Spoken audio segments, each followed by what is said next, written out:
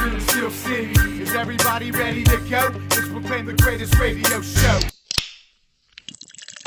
Welcome to our Week 17 pick show. I'm your host, Jim Sella, here with J Dash and Big Easy. I stayed above 500 last week. I'm pulling ahead of Johnny Parlay. What'd he do? 0-5? Dude's garbage. No, he went 2-3. You do have a 4.5 game lead on him, it looks like. Ball. No, 5 game lead. 4 game lead. I can't count. It's a 4 game lead. But as of right now, Easy and I lead the way at 43, 30, and 5. Obviously, this is the last regular season week, so the regular season championship of picks come down to this week. Right. And we only have one different pick, so it's going to come down to one game. We each went 4-1 last week. That's right. We're both 40, 23, and 5 in our last 68 picks. I am 19-7-2 my last 28, 14-4-2 my last 20, and 11-2-2 in my last 15. I'm also 3-1 in my last 4 picks of the week, and I'm going with Jacksonville at Indianapolis. Indianapolis is -4.5. And I'm going to say Indy in this game. Indy hasn't lost 2 games back-to-back all season outside of weeks 1 and 2, and they just lost last week. So I think they're going to win this game. It is at home for Indy, and Jacksonville has been butt all season until last week, really. That Blake Bortles came out and had one of his best games of the season and got the win. Broke Mariota's leg, too. That doesn't count. Yeah. And I think Bortles... I'm hearing a lot of talk that he could be playing for his job this week, actually. Well, yeah, that's because Gus Bradley was fired, so they don't know if the new coach is going to want to have Blake Bortles or not. I would come back with Blake Bortles no matter what happens. I don't think this game should have anything to do with Blake Bortles' future and even next season. But I still think Indy's going to win this game. 4.5 is a little bit higher than I want to see, but I do believe Indy can go out there and handle Jacksonville. Jacksonville isn't a very good team. Andrew Luck didn't have the best season, I guess. That a lot of people thought Indianapolis was definitely a playoff team and someone that could possibly take the next step and possibly make the Super Bowl this season. But really, Luck, after a down year last year, really didn't take that next step this season. It could be next year, but it's not all his fault either. They really don't have the team around them right now. But I'm going to say Indy over Jacksonville because Jacksonville is just not good. This is a week I wanted to take a game that it had nothing to do with playoff implications because, like the Pittsburgh Steelers, they're not playing half their team. So I wanted to take 2 teams that were out of the playoffs. They're not going to be sitting their guys. They want to go out there and just add to their 2016 stats. And I think Indy can go out there and win this game. Well, you say Blake Bortles is playing for his job. The Indianapolis Colts coach, Chuck Pagano, is coaching for his job. There's a lot of rumors that he'll be let go after the season unless they have a big win in this game. Jim Isray, the owner, really thinks that Pagano is kind of underachieved out there. So these players, they love this guy. He was battling cancer a few years back, or leukemia. I can't remember which one it was, when Bruce Arians took over for part of the season. They really love him. I think they're going to play hard. I think Indy wins this game. Jacksonville, like you said, they're terrible. Jalen Ramsey, that first-round pick corner, he wasn't number 1 overall. He's got 2 picks on the year in the last 2 games. That's like the best news Jacksonville's had all year. Easy, saying Indy as well. We're going spread sweep here. Yeah, I'll go with Indy. Just a simple fact that Blake Bortles is garbage. Like I said, Indy hasn't lost 2 games in a row since weeks 1 and 2. And their last 6 wins, they only have 7 wins on a season. The last 6 of them were all by 5 points or more. They did break Mariota's leg, though. That was hardcore. Yeah, believe it. How about Carr and Mariota breaking their legs in the same week? That's brutal. Yeah, we shined. Everyone else fell apart. Yeah. Yeah, Joe Flacco broke his heart. Yep, that's right. That's right. All right, let's move on to Easy's pick of the week. Like I said, he went 4-1 last week. We are tied at 43, 30, and 5 on the season. He actually won the picks of the week already, though. No matter what happens this week, he is going to have the best record in picks of the week this season. He is 8-4-3 right now. He's 8-1-3 in his last 12, 13-5-3 in his last 21 picks of the week, and he's 7-2-1 in his last 10 picks overall. That's right. I tipped the scales on the wagers too. Going with Got the into the Pittsburgh positive. game. Cleveland at Pittsburgh. Pittsburgh is -6. It started out at like 12.5 until they found out Ben wasn't playing. Once Landry went in, I'm surprised it's not -12.5 the other way. Yeah, I was But- going to say, has Landry Jones even scored 6 points in his career? He's threw a couple pick sixes. The over-under is 43 in this game. And we have a spread sweep here. That's it, and It's it's just not fun. for Pittsburgh. Yeah, it's fun. I mean, throw him a bone. Yeah, Get it? I mean, it is in Pittsburgh. Pittsburgh plays a lot better at home, and that includes Landry Jones as well. But without Le'Veon Bell, without Antonio Brown, I heard Marcus Pouncey isn't going to play now. Obviously, Ben's not going to play. I did hear DeCastro's going to play at least limited snaps. But, yeah, -6 is too much for Pittsburgh with Landry Jones at quarterback. I don't care how bad Cleveland is. They're still an NFL team. They beat the San Diego Chargers last week, so they can win football games. In Pittsburgh, Landry Jones is my least favorite player in all football. Yeah. Who's better, Landry or RG3? I'd take RG3 in a heartbeat as our backup quarterback. That's He's brutal. playing. He's out of the protocol, but how long? Is it going to take 2 or 3 hits to injure RGzel? We'll have to see who's playing on defense. Are they even going to get to him? That's the question. That's the question. Jarvis Jones is playing, and then the quarterback for Cleveland is safe. So, look, I said in the Steelers segment, Pittsburgh would win this game. I don't think it's going to be by a touchdown. I actually said they would score 5 points total between the two teams. So I would take the under, and I would go with Cleveland here. There you go. And everybody else Cleveland is saying under parlay Cleveland as for well. $1 million. Right. Like I said, Easy hasn't lost. Well, he's lost one pick of the week in his last 12 weeks. Are you confident on this Cleveland? Yeah, 100%. 6 points. Yeah. Believe it. All right, Jim. We'll go I'm here. with your pick of the week next, and you were staying within the AFC North. You went 3-2 last week. You're 38-35-5 on the season. So all you need to do is go 2-3 this week, and you have your first winning season. That's right. Oh,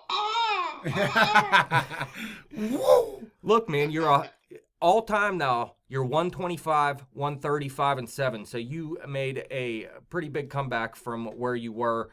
You were 20 games under through your first 130 picks. Over your last 137, you're 71, 61, and 5. You're 18, 8, and 2 in your last 28 picks. 10, 3, and 2 in your last 15. And you're 11 and 9 in your last 20 picks of the week. But you need a win this week to go 500 in picks of the week this season. You haven't done so well over the past couple weeks. You need that W this week. Like I said, staying in the AFC North. Baltimore at Cincy. Cincy's -1 in this game, and the over-under is 41.5.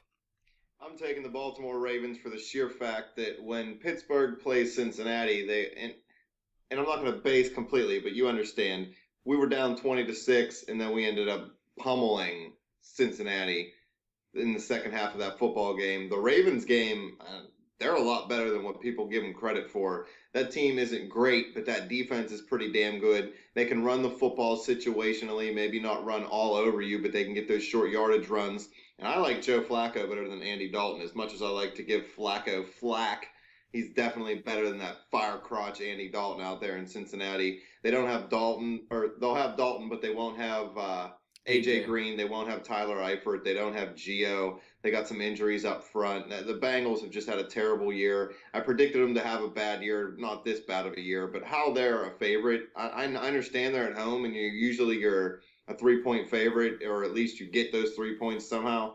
No way. Screw them. They're garbage. Baltimore, they're going to roll Cincinnati.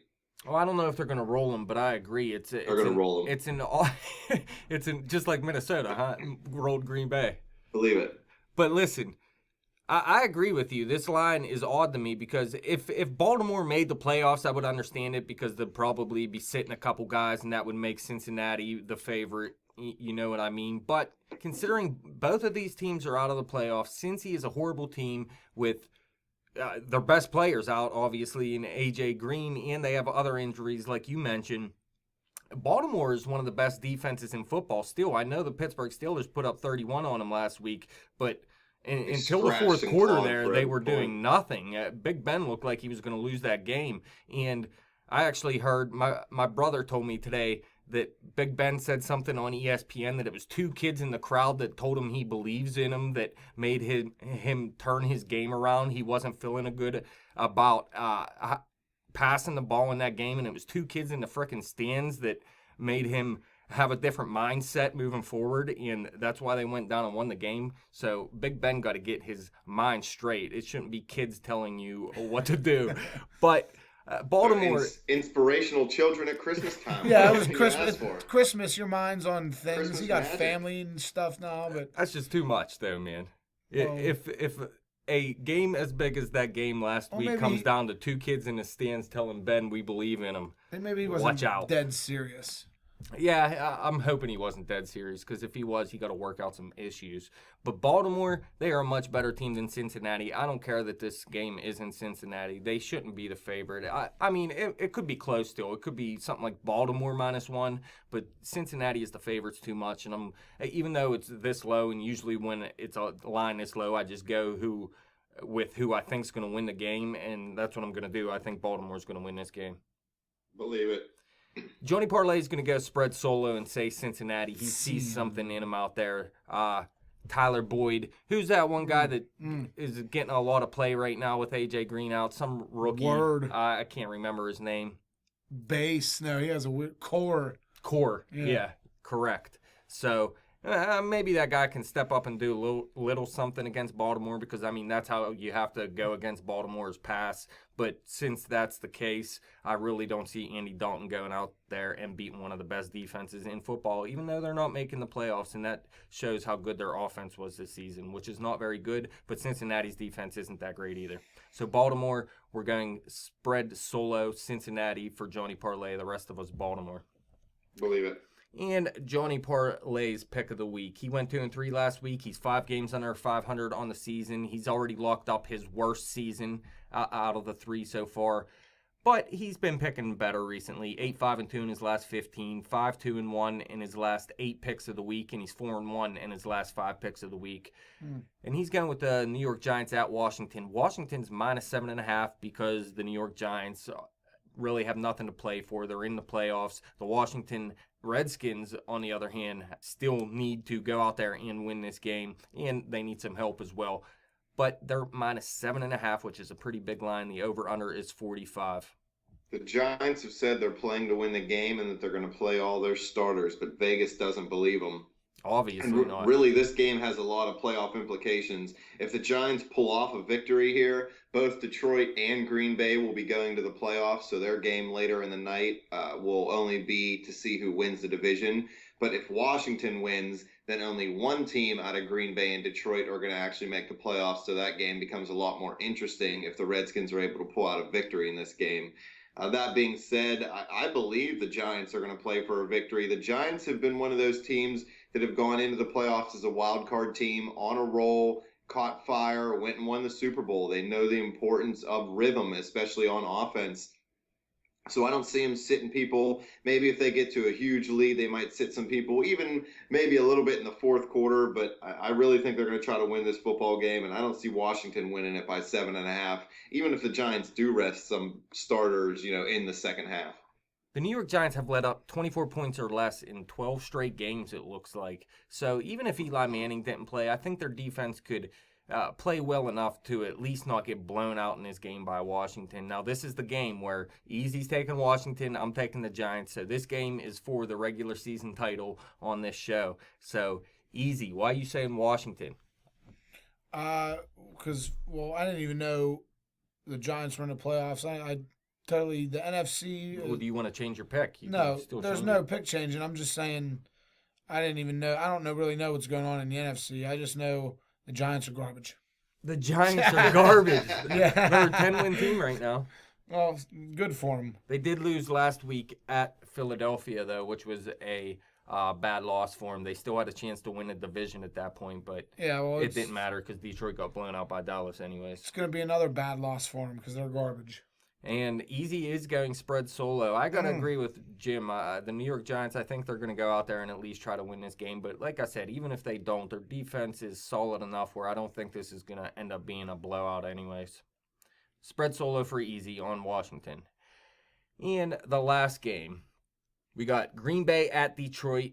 Pretty Detroit much is, the only game that means anything all weekend. please believe it. Detroit is plus 3.5, and the over/under is 49.5. Not necessarily the only game that means anything, but the only game that means anything for two teams. Correct. Yes. Believe it. I like Green Bay in this football game. I've been picking against them recently, and I've been going with Detroit. I took Detroit this past week in a teaser at plus 13.5, and they let me down and got blown out by Dallas. Matt Stafford apparently isn't playing as well as I thought he would with that bum finger. Dude's butt. The Packers have picked it up recently. I mean, they're not playing great football like back in 2010 or anything like that, but they're playing better. Aaron Rodgers, I believe, led the league in touchdown passes. They kind of got things going. Jordy Nelson, I actually think, led the league in touchdown receptions. If they could get a running game consistently up there, that offense would be a very big threat. But with such a small line and Detroit struggling, I know their defense is really good, and I know this is a division game, so that half point really, really made me wonder about this football game. But I think Green Bay really wants a division win. They really want a home playoff game because playing in Lambeau it's just one of those stadiums. So I think they'd be smart to go out there and give it their all to try to win this football game, and I think they're going to handle it. I'm just not sure Detroit's offense can keep up.